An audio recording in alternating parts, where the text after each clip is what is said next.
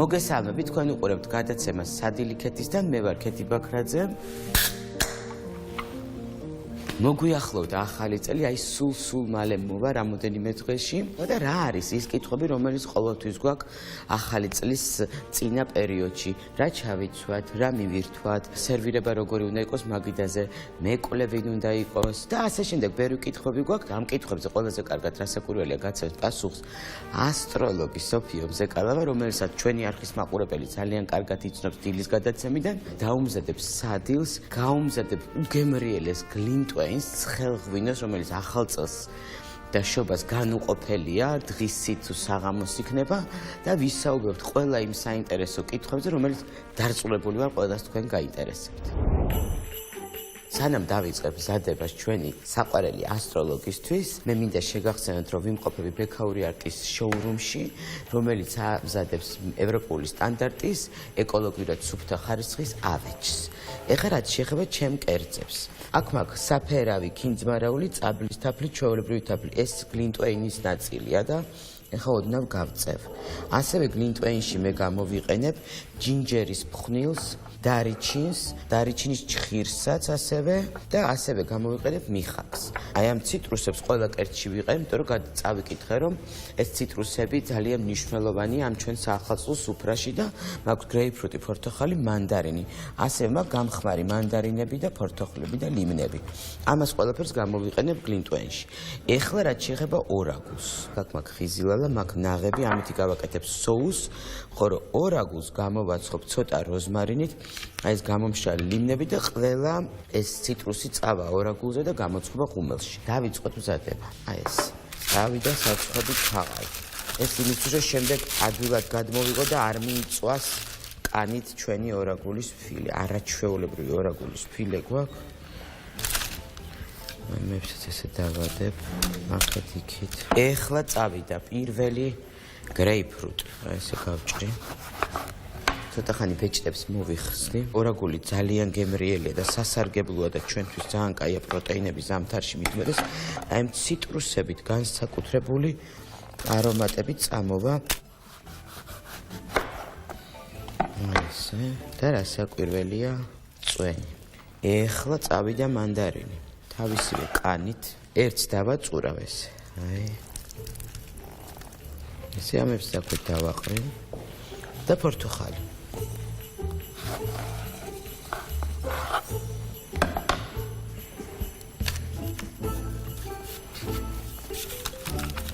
და დაშა ფორთოხალის წვენიც უნდა იყოს. ეხლა დაგჭირდება ზეთი და მე გამოვიყენებ ნივრის არომატით, იმიტომ რომ ნივრიც ცოტა რაღაც სხვანაირ გემოს დაუმატებს. წავიდა ფერადი პილპილი, მარილი, წავიდა ჩვენი ორაგული ღუმელში. აი ესე მარტივად კეთებად შეხედეთ, როგორი ნამდვილად საზეიმო გამოიყურება ეს ჩვენი კერძი და მე თეფშზეც ესე გავაფორმებ. აი ნახეთ ეს წვენიც როგორ გამოიყურება.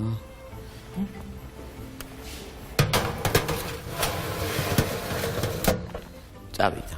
ეხლა გადავდივართ შემდეგ ეტაპზე. მე დამჭირდება დიდი ქვაბი და რა უხდება ყველაზე ძალიან შობას და ახალ წელს განსაკუთრებით ჩემთვის მოვიმარჯვე ტელეფონი. ეს მართლაც ჯადოსნურ სამყაროში მოგზაურობა, ეს ახალი პლატფორმა. ესე იგი QR კოდზე შევალ ახლა. აი გავხსენი, გადავედი Coca-Cola-ს ჯადოსნურ პლატფორმაზე. აქ არის რეცეპტები, რომელიც ყველას გვაინტერესებს, საახალწლო რეცეპტები. არის საშობაო მუსიკა, სხვადასხვანაირი, რეტრო, ახალი, ძველი, ძალიან საინტერესოა. ასევე არის ბარათები.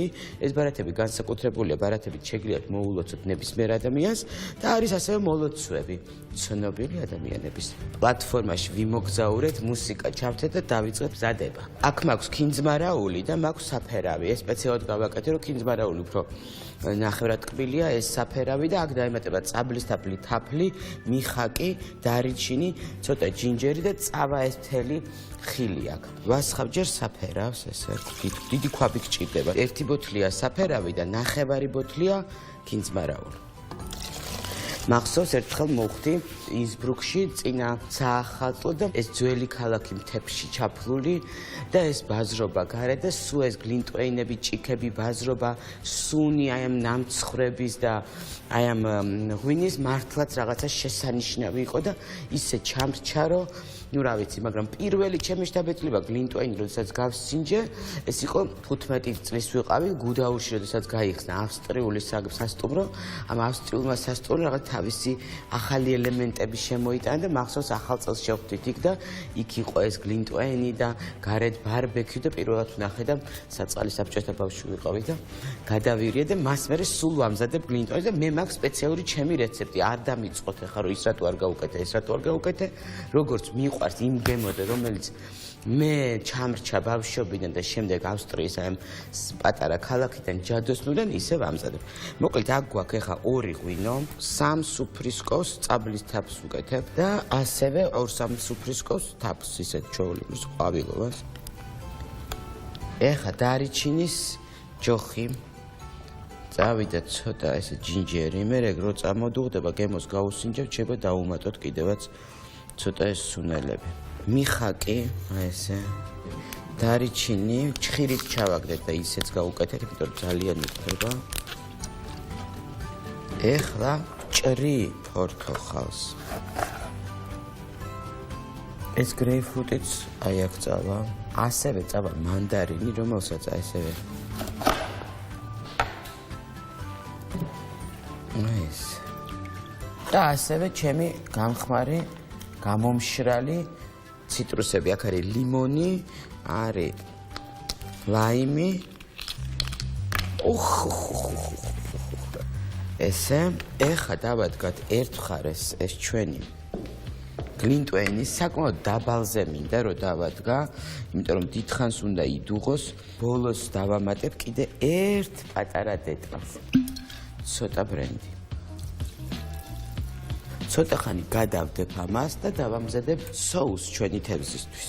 დებ კაფეზე ცოტა კარაქს, ვასხავ სულ ცოტა ზეითუნისეც, მიდის ნაღები.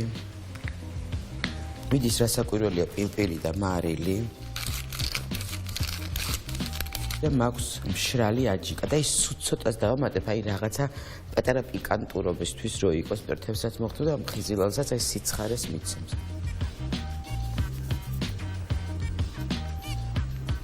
ხედავთ აქ რა ხდება, ამან დაიწყო დუღილი. უნდა კარგად ამოდუღდეს ალკოჰოლი და დავამატებ სულ ცოტა თეთრ ღვინოს. და ასევე დავამატებ ფორთოხლის ცეტრას. ესე იგი სოუსი აქ თითქმის მზად არის, ეხლა გადაურებ უკვე. აი ესე. ხიზილალა ნაღებით ფორთოხლით. გლინტვეინი უკვე სადღაც 9 საათი ესე ნელ-ნელა დუხს, თავიდან მაღალცეთზე იყო, ეხლა უკვე ძალიან დაბალზე მაქვს და პრინციპში გამორთავ, იმიტომ რომ ესეც უკვე აი მზად არის და ხედავთ ჩვენი ფორთოხლები და მანდარინები როგორ შეიფერნენ წითელი ღვინით. ეხლა წავედით ორაგულთან, აბა რა შვება ჩვენი ორაგული. აი სოფო მოვიდა ჩემთან და მე გამოვაცხე ესეთი ორაგული. ჯერ მარტო როგორი ლამაზია. ის გაუგი ახალი წელდაშობა გლინტვეინის გარეშე. ზუსტად განწყობას ქმნის სახალწლოს. ჯერ მარტო ფერებია ძალიან ლამაზი, ესეთი შემოქმედებითი და კი ჩხიბული მრავალფეროვნება, მთელი რაღაც მერებით, მოკლედ გემოების თამაშიც იქნება დარწმუნებული. ეს სოუსი შეგიძლიათ მოასხათ. გავსინჯავ ხა ამასაც. შეგიძლია გვერდზე მოვასხათ თუ ცოტა 10 ჯობია ხო რომ მოვსინჯო. სანგემრიელა თევზის ფილი არის უნაზესი. მარილი ხორაკია. არა. კოკა-კოლას მიირთმევთ. დავლებთ ცოტას. შაქრენ თუ უშაქრო? უშაქრო მეჩამია. ნახე აქ როგორი ამბავია. შეგიძლია ხა დაასკანერო აქ და ამ QR კოდით გადაგიყვანს. პლატფორმა ესაც არის მუსიკა, საშობაო რეცეპტები, მოსალოცი ბარათები და ასევე მოლოცვები. ძალიან კრეატიული ეს არის. იგნება. სხვადასხვა კოკა-კოლას აქვს თავისი ზოდიაქოს ნიშანი. და ძალიან სიმბოლურია, იმიტომ რომ ხო კომპანიებსაც აქვს თავისი ზოდიაქო, ანუ ეს ითვლება პირველი გაშვების დღიდან და აღმოჩნდა რომ კოკა-კოლა არის ზოდიაქოს ერთ-ერთი ყველაზე გურმანი ნიშანი. რომელსაც ძალიან უყვარს ჭამაც და კიდე ფულის კეთებაც უყვარს და უყვარსო ყველაფერი დაიწყოს პატარა ნაბიჯები და გავიდეს ძალიან დიდ მასშტაბზე, ეს არის კურო. ყველა კუროს ნიშნით დაბადებული ადამიანი აკვირდება რას მიირთმევს. სუნი უნდა მოეწონოს აუცილებლად და მთელი რიტუალია კუროსთვის ჭამა. არ მგონია მისმა წარმოებულებმა ეს მაინდა-მაინც ეს თქვა დაამთხვიეს, მაგრამ ფაქტია. წლებია ბაზარზეა და კუროს ავიდეს სტაბილურად, ხო, კურო სტაბილურია კიდე, სტაბილურობა უყვარს, თავისი ნიშა უკავია. ამ ახალი წლის წინ არის ხოლმე რაღაცა ეიფორია ესეთი ვთქვათ, რომ აბა მიდის საიტები და ჟურნალებში წერა კითხვა და რა უნდა გვეცვას, რა უნდა მივირთვათ, როგორი გარემო უნდა იყოს. არც არ მიფიქრე, სხვათა შორის ესეც მაინტერესებდა, მეკვლე ვინ უნდა იყოს. ხო, ეს აინტერესოა სხვათა შორის. მე თვითონ არ ვიცავ ამ ტრადიციებს რა მოგატყუებს, იმიტომ რომ ჩემი აზრით ასტროლოგია ათავისუფლებს ადამიანს ძალიან ბევრი კომპლექსისგან და ბორკილისგან. იმიტომ რომ ასტროლოგი ხარ. ხო, მაგრამ ასტროლოგიამდე ამით მივედი მე. თუ თქვენ გინდათ ახალ წელს მაინდა-მაინც რამე შეცვალოთ, ამის ახალი წელი არ გჭირდებათ პრინციპში. ნებისმიერი ახალი დღე ამისთვის ესე ვთქვათ შესანიშნავი. ხო, მაგრამ მაინც ხო იცი რომ გვაქვს რა ის სუფრაზე რა გვედოს. მაინც რაღაცა განწყობა მუშაობს რა, იმიტომ რომ განწყობის თეორია ზოგადად და ის თუ რაზე ვფიქრობ, რა ის პოზიტიური აზროვნების ზალა, რაც არ უნდა სკეპტიკურად უყურებდეს ზოგიერთი ადამიანი, რეალურად მართლა მუშაობს. საქართველოში ხო თან ყველაფერი ორი გვიყვარს და ყველაფერი გადამეტებული. ორი ახალი წელი, ორი ბედობა და ეხლა მესამე დაგვემატა ჩინური. ყველაზე მნიშვნელოვანი ის არის 31-ში არ დგება ეს ახალი წელი. თუ თქვენ გინდათ მაინდა-მაინც რომ მე აღნიშნავ ჩინურს. ხო, ჩვენი ძვირფასი ვეფხვი თავის ესეთი ფაფუკი თათებით მოგრძანდება 1 თებერვალს. მაგიტომ ჩავიცი სტაფილოსფეროს.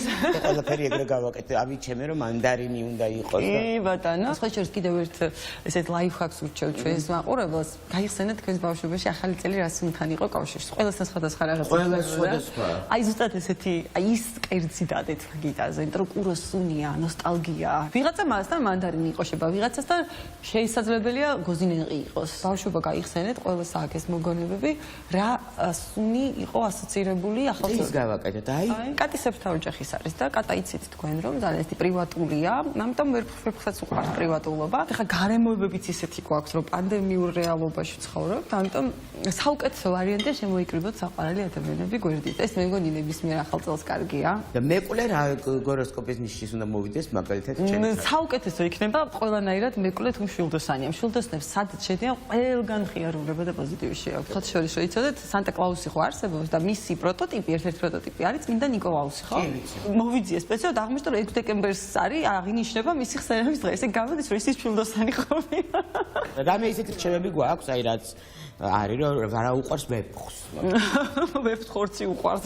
მეც ესე მგონია. რაც უფრო მე მრავალფეროვნება იქნება მაგიდაზე ეს homemade limonade მე ვიჟდები მაგალითად ძალიან მიყვარს და რაც შეეხება გეგმებს. უფრო მნიშვნელოვანი არის პლანეტების გადაადგილების და ესეთი კონფიგურაციების მიხედვით წელიწადი როგორი გვექნება. აღმავალი ნიშანი არის კუროში. კუროს ნიშანში გადადის, ეს იანვრიდან მოხდება. პირველი ეს არის ქალების ენერგეტიკა, ჭირდება სამყაროს, ქალების კონსოლიდაცია. და ყველა სფერო, სადაც ქალები შეიძლება გაერთიანდნენ. აი ხარ ზუსტად ის პერიოდი, რომ საკუთარ თავში მაცოცხლოთ ქალი. ვითარდება კულინარია, კოსმეტოლოგია, მოდა, დიზაინი, არქიტექტურა, აი სფეროები მოდის ახლა ეს თქვა წინ. მიწარად ვიყო ესე. კი, ჩვენ გვჭირდება საკვები არა მხოლოდ ფიზიკურად, არამედ სულიერი, ხო? სულიერი საკვები არ გვაქვს ჩვენ ეს ორი წელი პრინციპში, იმიტომ რომ კარმული ნიშანი იყო ტყუპში. Client გადასული ვიყავით ინფორმაციას, ვიღებთ ინფორმაციას, ვუყურებთ სულმუდმივად ინფორმაციას. აი ხა ეს გვეცვლება იცლება, კი, ამიტომ თუ კი 31 დეკემბერს ზუსტად აი ესე შეხვდებით, ხო, რა ვინც გიყვართ თქვენებთან, ესე ვთქვათ, ვისთანაც გულს უხარია. აქ აუცილებელი არ არის რომ სუფრა იყოს გადავსებული. აქ არის მნიშვნელოვანი ვისთან ერთად ხვდებით და რასაც მიირთმევთ შეირგეთ, აი შერგება რასაც ქვია რა. ამიტომ ყველაზე კარგი რაც შეიძლება ვთქვა, შეთვის განსაკუთრებით და ყველა ადამიანს ვისაც უყვარს კულინარია, ვისაც ზოგადად აინტერესებს კვება რა კავშირშია ადამიანთან, იმიტომ რომ ჩვენ ის ვართ რითიც ვიკვებებით, ეს ერთ-ერთი ძალიან მნიშვნელოვანი მომენტია, არსებობს კვების ფსიქოლოგიაც, თუ რატომ მოგწონს რაღაც კონკრეტული საჭმელი პერიოდი. შეიძლება მოაჩინო ადამიანი რასაც მიირთმევს იმის მიხედვით რა გოროსკოპისა. შეიძლება, კი, როგორ არა. მაგრამ ამას კიდევ უფრო მეტი ნიუანსი ჭირდება პირად ჰოროსკოპში, უნდა ვნახოთ იქ ვენერა მთვარეს ატყავს რომ გავიგოთ არა მხოლოდ ის რა მოსწონს საკვები, როგორ იკვებება. ნუ აქ ზოდიაქოს ნიშნის მიხედვითაც შეგვიძლია ვიმუშაოთ პრინციპში, იმიტომ რომ ყველა ნიშანს აქვს თავისი მენიუ. მაგალითად, ვიღაცისთვის საკვები შეიძლება იყოს რაღაც ეგრეთ წოდებული სნექები, ვიღაცისთვის ტრადიციული ოჯახური სადილები, მაგალითად. აი მაგალითად ახლა ამ соуს არ შეჭამს კლასიკური თხის რქა. მოკეთ, იმიტომ რომ უცხოა რაღაც. ხო, აი არ გაუგია, ტრადიციული არ არის. აი ქალწული ყველაზე პრეტენზიულია. ბავშვი ვისაც ყავს ქალწულის ნიშნით დაბადებული, მშობლები დაწენჯული არიან. ხშირ შემთხვევაში, იმიტომ რომ თუ კი რამე შეურია, იმას არ შეჭამს. საცალკე თუ დაუდია, შეჭამს. უნდა დასუნოს. თუნდაც მოიწერა არ შეჭამს. ვერც საერთოდ უყვარს აი ზუსტად გადარბენაზე ჭამა. ტყუპები არის აი ეგრეთ წოდებული სნექების მოყვარული ადამიანი. აი პირი უნდა აცმაცუნოს მთელი დღის მანძილზე რაღაც უნდა ჭამოს, ხო ცოტა. კირჩხიბს საერთოდ ჭამა უყვარს ისევე როგორც კუროს, იმიტომ რომ კირჩხიბი ასტროლოგიაში, სამედიცინო ასტროლოგიაში იმართება კუჭით. ძალიან საინტერესო ამბავია, რომ ყველა ნიშანი გამოირჩევა რაღაც თავისი მიდრეკილებებით. და ფერებში რა გვაქვს ახლა წელს?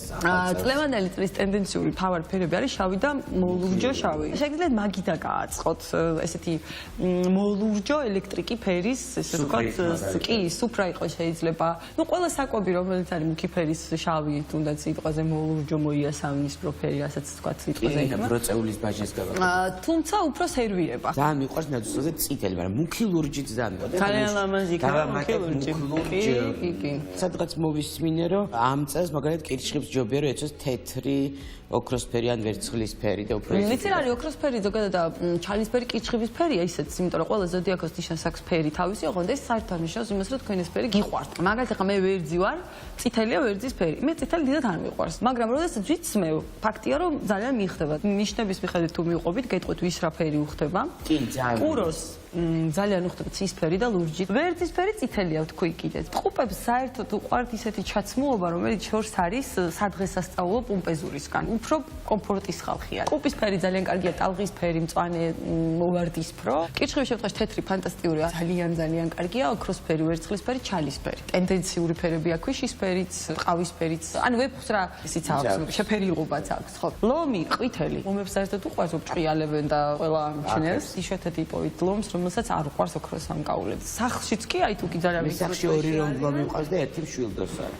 მთელი ცეცხლოვანი ტრიადა ყოლია სახლში. აი ქალწული ძირთად უფრო უხდებათ კრემისფერი, მაგალითად ისეთი ფერები, რომლებიც ძალიან თვალშეცემი არ არის, მაგრამ ადამიანი გამოიყურება პრეზენტაბელურად. და ყოველთვის ძალიან მოწესრიგებული არიან. სასწორი, ყველაზე მეტი დიზაინერები იბადებიან, შეიძლება ითქვას სასწორის ნიშნი. უყვართ პასტელის ფერები. უმეტეს შემთხვევაში თუ არ უყვართ უხდებათ. აი ბაცი ცისფერი, ბაცი ყვითელი. მორიელი ეს არის ესეთი ნიშანი, რომელსაც საერთოდ უყვარს შავი ფერი, შავი და წითელი. თავად შვილდოსანი. შვილდოსნებს ძალიან უხდებათ აგურისფერი და შვინთისფერი ფერი. თხის რქა კონსერვატორია.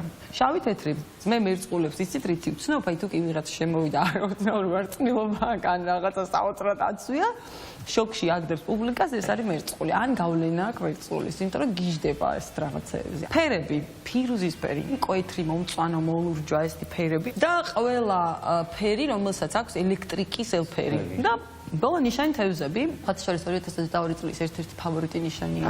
კი, კირჩხიბი თევზები, მორიელი, კი, ფავორიტები არიან და თევზებისთვის რა ფერია? ცისფერი, ტალღისფერი რა, ზოგადად ლურჯი წლევანდელი წლის ტრენდული მუქი ლურჯი თუნდაც ძალიან კარგი. სხვა შორის თევზებს ძალიან უყვართ ნაქსოვი, ქალებს განსაკუთრებით ძალიან უყვართ ქაშმირი და აბრეშუმი. ეხლა მაინტერესებს როგორი იქნებიან ადამიანები, რომლებიც დაიბადებიან 20-22. ძალიან საინტერესო ბავშვები მოვედიან ამ ქვეყანაზე 22 წლიდან მოყოლებული, პრინციპში 23 წლის თითქმის მეორე დეკადის ჩათვლით. ესენი არის სტრეს გამძლეები, სტრეს მედეგები და ბევრი იცით როგორი ბავშვი დაიბადება ამ პერიოდში, რომელიც იდეაში არ უნდა დაბადებულიყო, რაღაცა ეწინააღმდეგება.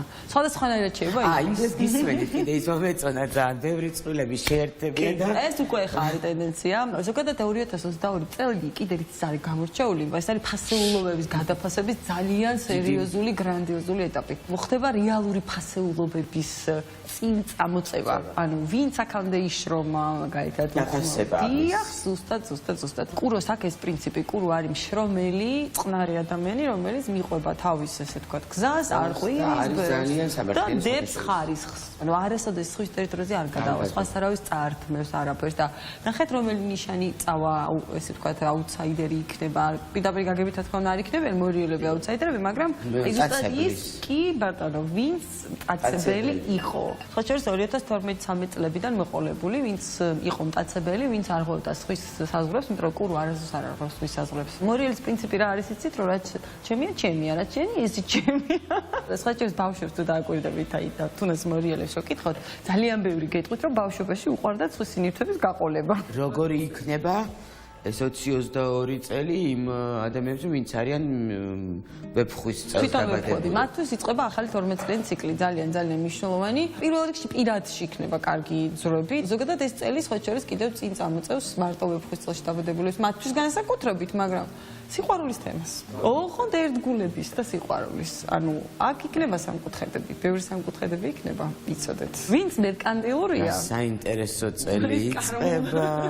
კარგულად მიიღებს პასუხს იმაზე, რომ რას ნიშნავს სიყვარული. ასე რომ კარგი წელია, მინდა გითხრათ, ბევრი რა ვკუთხით. კარგი თავისი სიმძიმეები, რა თქმა უნდა, იქნება ყველა წელს აქვს ეს სიმძიმეები, მაგრამ სუფრაზე მეტად გაითვალისწინეთ ის ადამიანები. ერთგულებას, ეს ძალიან კარგი წელია სასწაულად ყარი ოჯახების შესაქმნელად. ისეთი ადამიანები შეიძლება ერთმანეთთან დაბრუნდნენ და დიდი ხნით დაუკავშირდნენ ერთმანეთს, ვინც წლების წინ ვერ შეწყვეს, დაშორდა, ტკივილი იყო. ეხლა საუკეთესო წელია გამხდიანებისთვის და ეხლა რომელი წყვილებით შეკავშირდებიან, დიდი ხნით იქნებიან ერთად. რა გადასარევი წელია ჩემო ძვირფასებო და რა გადასარევი სტუმარი და როგორ კარგ ამბებს გვიყვება.